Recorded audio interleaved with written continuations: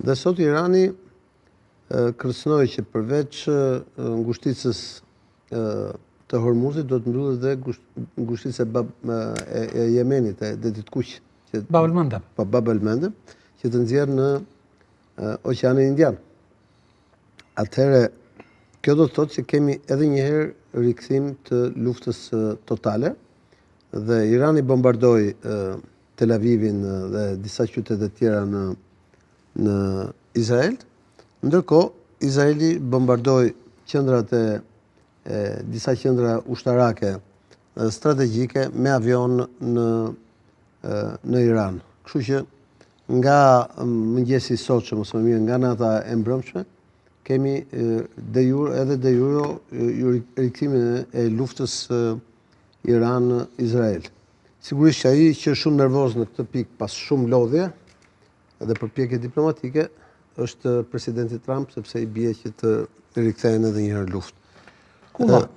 Kjo luftë, e cila për mendimin tim do të vazhdojë, prandaj tash javës që shikoj nuk ka përfunduar le çfarë thon.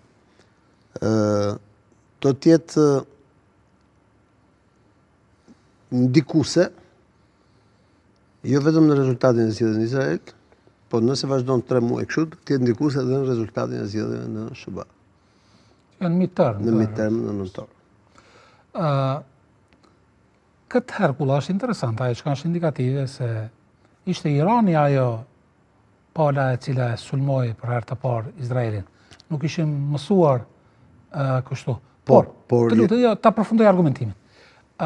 Nëse Irani e din se Izraeli po e përdor luftën në jug të Libanit për qëllime të brendshme, siç e thënë edhe pak më herët, pse Irani të luajë të njëjtën lojë të Izraelit? Sepse Irani do që të mos që zgjedhjet i humbas Benjamin Netanyahu. Qartë. Pra nëse ti shef qendrat që janë bombarduar në Kjo është harta e nëse ti shef zonat që janë bombarduar, po, ti ke qendra ushtarake, pra ke një aeroport ushtarak, ke 2 aeroporte ushtarak, ke Dimonën që ndodhen armët bërthamore të Izraelit, ke reparte ushtarake që janë ngjitur me bregun perëndimor, është bombarduar madje edhe Jeruzalemi. Është Rishoni, është Tel Avivi, kësaj radhe nuk është bombarduar Haifa, por janë bombarduar njësitë cilat janë më mberi, pra kanë qenë goditje të specifikuara për të dhënë goditje sistemit ushtarak izraelian, i cili po lufton atje lart ku i kemi shënuar, pra drejt Beirutit, në luginën e Bekas, Nabatie, Maratet, në Tiro, Maruna Ras.